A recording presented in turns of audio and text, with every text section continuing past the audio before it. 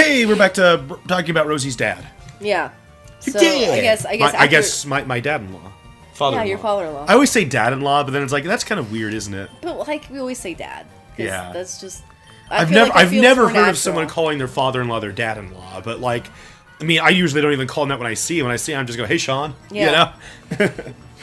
So yeah, okay. So midlife crisis. I think the tattooing was his last one. Okay, because that was very recently. That was the most recent one. I don't think he does much anymore because he's gotten older and really tired. And he still works like a physical job, so right. When he comes home, he just eats, have a few beers, and goes to sleep. Yeah, because he works hard. My dad is a huge hard worker. He gets it from my grandpa. Right. What is his actual job again? He is a foreman for the Plasterers Union. Right. Yeah. So what he does is that he goes and plasters buildings, and he teaches and trains people how to plaster, and is kind of in charge of them. But he still does a lot of work too at the same time. Right. A lot of the physical work. And then usually when things are tight or there's no work, he goes out and does side jobs in our hometown and plasters around the town and everything, which helps a lot because it actually makes good money. Like any of those trade jobs are fantastic money makers. They are, if you're willing to put the hard labor into it and to do it and to just be a boss. Yeah, and it's something when you and I were going through school. Mm-hmm. They really, really upplayed the idea that you're not going to get a good job unless you go to college, and that's just not true. Crap. It's crap. It's completely untrue. It's totally there crap. Are really, really great trade jobs out there that you can climb your way up and make a very good living. You can find a lot of good trade jobs right now. Law unions are looking for good workers. Because of that school mindset. Exactly. Because so many kids were like, well, I guess I gotta go to college and do all this higher education and they stuff. devalue those trade jobs, but oh my god, it's such a great career.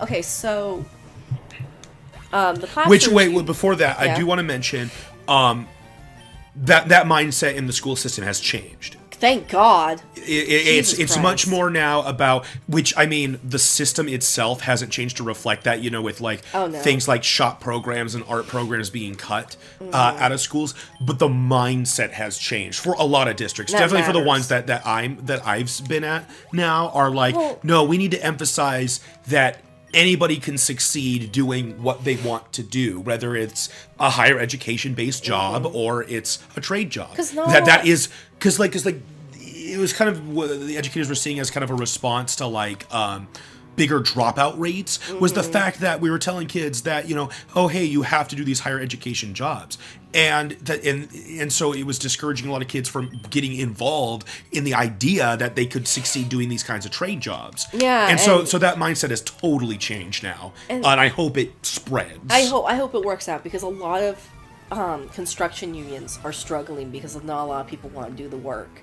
But I mean those trade jobs, at least in the Pacific Northwest, the Plasterers Union and the Carpenters Union, because I have a friend who's in the Carpenters Union and is trying to recruit, and they start out with an hourly wage of $15 an hour. That's more than what I make, and I'm a college-educated woman, Right. But if you start out as an apprentice at these jobs and you work your ass off, oh my God, you're gonna be set for life because you're gonna get if you work hard enough, you have a career for your entire life as long as you can physically do it. Right. I wouldn't have minded doing a trade job, but I really did want to teach music. So that's what I'm doing. See, if I wasn't so academically inclined naturally, I probably would have joined my dad in the Plasterers Union. I could see you doing that. Oh yeah, it'd be a blast. I mean, I've done plastering with him before. He's taught me how to do it. Oh, that's cool. Yeah, well, I mean, he's taken me to some of his side jobs before, and, we would sand down the sides of the walls, and we would do a little bit of plastering here and there. But, I would have eaten that up in a heartbeat, but, I mean, being the person I am, being so academically inclined, I felt like it would have been a waste if I didn't go to college. Okay. Because I have my mom's, academic mindset, And yeah, I can see that. There's a lot of pride when you're a second generation college student. Yeah, I wound up going to the university that both of my parents did. So that, I don't know, that did feel special. Yeah, and for me it was really exciting because like I was furthering my mom's own legacy because she was a first generation college student, the first person in her family to get a degree and a master's. So being able to go to college and continue on that legacy was kind of cool. Yeah. The other advantage with a trade job is then you don't have all those student loan debts. Exactly. So a lot of people could have avoided those. Exactly. You can go straight to work and not have to worry about excess debt. So like, okay guys, if you're younger and you don't know what to do with your life and you really don't feel like you're inclined for college, look into the unions and the trade jobs because they are amazing. I don't care how you feel about unions. Yeah, there's some crap that goes on. Oh, of course, whatever, but there's crap that goes on anywhere. You are not going to avoid crap no matter what you do. So go into trade jobs. I know it's hard work. I know it's going to be a pain in the ass when you start out, but oh my god, you're going to be so set. It's wonderful. Well, yeah, because the other thing I wanted to say, with your dad is, although a lot of his midlife crises things make for some really, really great stories, I actually, in a lot of ways, I really respect that idea that he does his job, he does what he needs, for his family. Oh, yeah. And then he also finds a way to work in the things that he wants to try out. Because I really like that idea. That's kind of what I do. I mean, yeah, I'm a teacher, but then when I'm not teaching, I'm doing this, the gaming and Let's Play channel, because that's what I would really like to do, So, no, I really like that. It's cool. Both my parents are kind of like that, though, because my mom works and she tries writing and knitting and all sorts of stuff. That just, that's how my family's been. We're people that need to do something. We're like a bunch of border collies. Yeah. We need a job to do, and if we don't have a job, we go completely insane. Right. My parents are really amazing too, but they're different in the way that they do that. And no worse. No. But my mom, pretty much with my mom, everything is dedicated, at least this is how I feel. With my mom, everything is dedicated to family. She works a job, but then when she is not at her job, she is constantly doing something for the family. Oh, yeah. She's driving my brothers around to events. She's doing laundry. She's cooking. She's, doing all these things at home in addition to working. Such a busybody. So, yeah, she's constantly doing something. She goes to, every event she can for extended family members. Oh, yeah. Cousins and nieces and nephews. And which is very impressive, especially for me coming from a family that doesn't. Yeah, and she travels a lot to accomplish that. So, no, my mom is very, very impressive. My dad is a lot more work-focused than I am. We're both music teachers, me and my dad, but I'm an elementary school music teacher. Why can't I find the Max Repels? So for me, what that means is I go and I teach some kids some music, and at 4 o'clock each day, I'm done. For him, it means that he's coming up with drills for marching band, and that he's taking kids out to music contests, and that he's going on band trips, and that so he is just a lot more committed to the job than I would want to be. Because I like the idea of being a high school band teacher like my dad, but I just wouldn't want to commit that much time to it. And it's a lot of time he puts into it. I mean, I remember, because, he teaches at the high school that you and I both went to, and, I remember, he was always at every single event where the band was, Well, because he has to be, which is a lot of events. Yeah, I mean, and he was very prominent in the mindset of the students. He was voted multiple times as, the favorites teacher. Yeah, my dad's of my graduating class. My dad is a very popular teacher. Oh yeah. I always think it's weird though, if I went to back in time and got to talk to my high school self and be like, hey, that band teacher? You're gonna marry his oldest kid. Yeah, well... I would probably be like, what? That always made, I don't know, it made relationships in high school kind of weird sometimes. I don't know, from friendships, it wasn't that weird, because, a lot of my friends I had been friends with, longer than the high school when my dad was their teacher. But friends I made in high school, like when they came over to my house to hang out, they're like, this is weird. I'm at my music teacher's house. Yeah. Like actually, I had one friend who, it's gonna sound weird, but he swore a lot. Which you might think, well, Isaac, you swear a lot. But at the time, I wasn't at home because I had 2 much younger brothers than I did. So apparently, so I invited this guy over to our house one day because I was really good friends with him. And apparently my dad took him aside, because he was in band, and was like, hey, listen, I've got 2 little kids at home. If I hear you swear once, you are out. Basically type of thing. Oh my god, that's so funny. I was like, whoa. No, it wasn't like that, but it was like a watch your mouth type of thing when you're at my house because I have little kids. I don't think it was quite as threatening, but no. my buddy made it out that way. Well, your dad's not that threatening either, though. He can be. If he's really angry. If he's really angry, he can be. Everyone's intimidating when they're angry. At least intimidating to me when they're angry. Yeah. God, high school was weird. I'm so glad I'm not a teenager anymore. Oh, but I was going to say, it did make always kind of like, just the prospect of dating weird. Like, because I would get told sometimes, like, if I ever had like a crush on like, any of the girls in band, it'd be like, that's weird. I'd be dating my teacher's kid.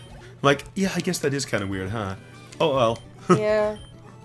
See, it wasn't weird for me, though, because, I never did band. Right. I did orchestra for, 1 year, and that was it. You weren't really... when we met, you were still in high school, but you were really more at the college more than you were at the high school itself. I basically dished the high school. You were basically in college during your last 2 years of high school. Yeah, so there wasn't just the weird... Well, overall, I was...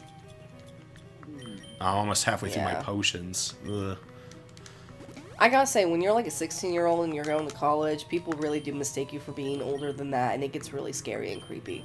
Oh, from that aspect. I've had old men flirt with me at that community college, and they didn't realize I was 16, and I'm just like, I'm not 18, go away, please. Oh, boy. I will kick you in the fucking face if you ever touch me. Which, at that time in my life, I probably would have. Yeah. I was a very aggressive teenager. Oh my gosh. I've calmed down so much. I have to move this boulder all the way over there. My gosh. Oh my gosh. Holy shit. Yeah. It's funny that we make references to that anime and we don't even watch it. I watched it. Well, you watched it. I didn't watch it, but... Well, I guess, because oh my god is a reference to JoJo's Bizarre Adventure, but oh my car, or it kind of sounds like oh my god, I'm not sure what to say, is a Street Fighter reference. Oh. Which I guess actually originated in Final Fight, but I'm not sure. I never really played as much Final Fight as Street Fighter. I'd like to do Final Fight someday.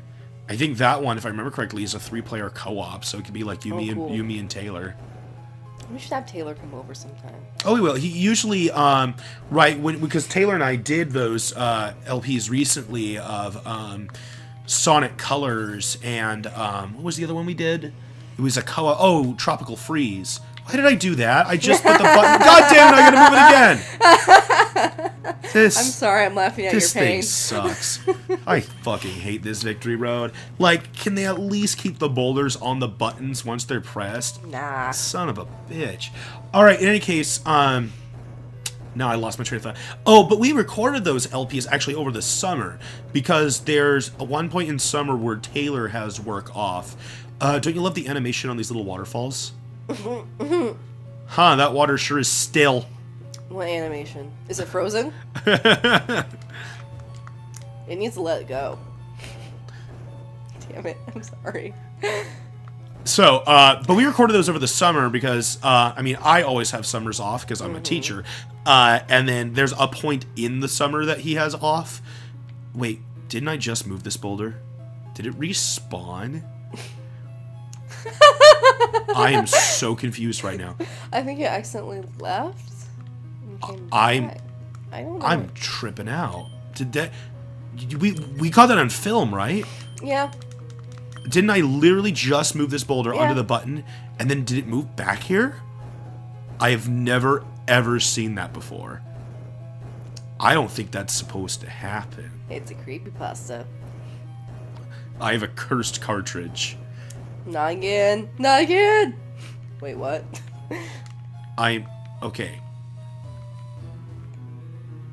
I am legitimately confused right now.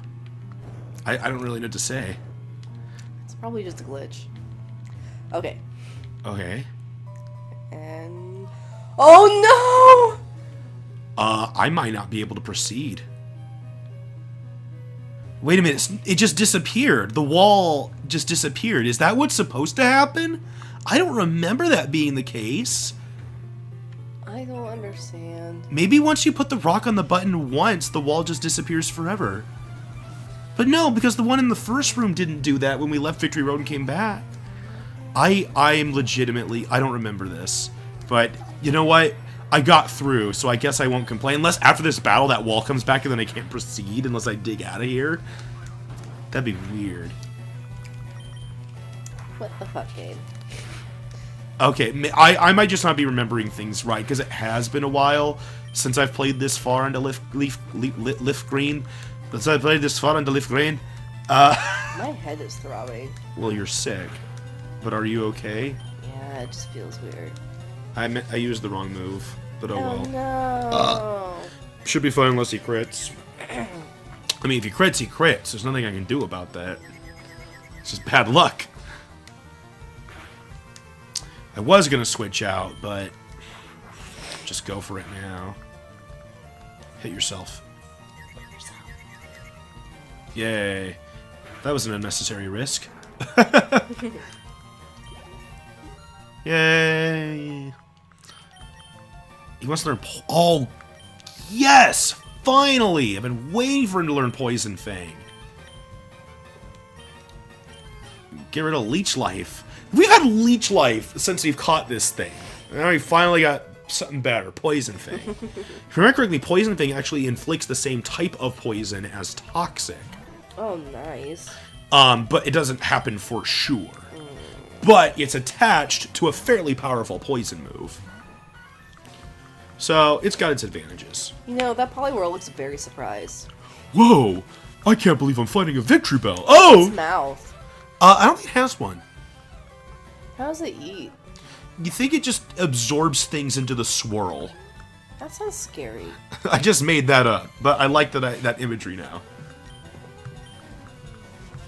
This won't be super effective, but it'll still hurt. Its tentacles look like noodles. I want noodles now. Well, we did buy spaghetti noodles. What were we actually doing for dinner tonight, though? I'm doing a vegetarian ramen with peanut sauce. Oh, that sounds pretty good. Yeah, I looked it up and it's like super cheap and easy. So I'm just like, well, we have a shit ton of ramen, so... Yeah, we got all that ramen like in case like we had to do some cheat meals, but then we didn't. Well, that ramen was from my grandma. Oh, from your grandma? No, that's right. That's what I'm thinking of. Yeah, she gave us like a shit ton of ramen because she buys tons and tons of food that she's never going to eat. And then gives it to us. And then gives it to us. Which, I mean, is a nice gesture, but a lot of times it's food that's way past expiration. Yeah, like we from can't like actually use. 2007, 2008. So, you know. You know, some of give it's and good. take. Yeah. So we'll see you guys next time when we finish off this Ace Trainer and continue treading through Victory Road. Yeah. Bye. Bye-bye. Oh my god, it's a Blastoise. Mm.